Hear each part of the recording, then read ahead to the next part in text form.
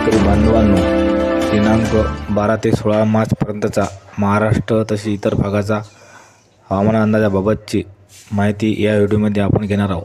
तत्पूर्वी जर चॅनलवर नवीन असाल तर चॅनलला सबस्क्राईब करा, तसेच हा व्हिडिओ शेवटपर्यंत नक्की पहा। मित्रांनो, दिनांक 12 मार्च ते 13 मार्च दरम्यान एक मजबूत WD येणार आहे आणि त्यामुळे दिनांक 12 मार्च आणि 13 मार्च रोजी राजस्थानमधील काही भागात तसेच जम्मू आणि काश्मीरमध्ये मध्यम ते भारी स्वरूपात पावसाची दाट शक्यता आहे, तर पहाडी भागात बर्फबारी सुद्धा होणार आहे।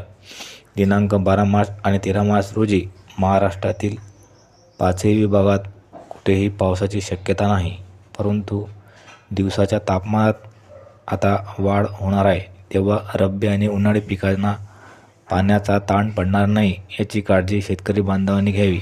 दिनांक 14 मार्च आणि 15 मार्च रोजी पूर्व विदर्भातील काही भागात हलक्या स्वरूपात पावसाची शक्यता होती, परंतु वाऱ्यातील बदलामुळे ही शक्यतासुद्धा आता मावळली आहे, तेव्हा रब्बी पिकाची काढणी करण्यास काहीच हरकत नाही। दिनांक 14 आणि 15 मार्चला मराठवाडा तसेच विदर्भात तापमान हे 38 डिग्री सेल्सिअस ते 40 डिग्री सेल्सिअसपर्यंत वाढण्याची शक्यता आहे।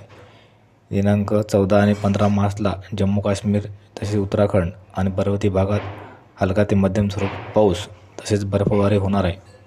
दिनांक 16 मार्चला महाराष्ट्रातील मराठवाडा, पश्चिम महाराष्ट्र, खानदेश, कोकण आणि विदर्भात कुठेही पावसाची शक्यता नाही, परंतु दिवसाच्या तापमानात अचानक वाढ होणार असून पुढील येणाऱ्या दिवसात हे तापमान 43 डिग्री सेल्सिअसपर्यंत वाढत जाणार आहे। दिनांक 16 मार्चला महाराष्ट्रासहित इतरही राज्यात कुठेही पावसाची शक्यता नाही।